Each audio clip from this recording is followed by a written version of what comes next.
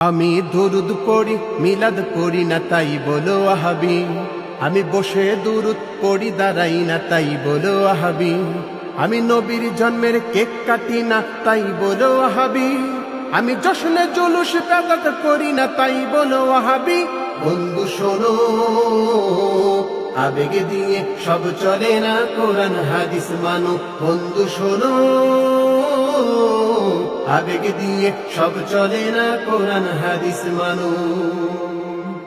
আমি ওয়াহাবি হয়ে নবীর সুন্নত কোনটা ছাড়ি না, তুমি সুন্নি হয়ে নবীর সুন্নত ধারো না।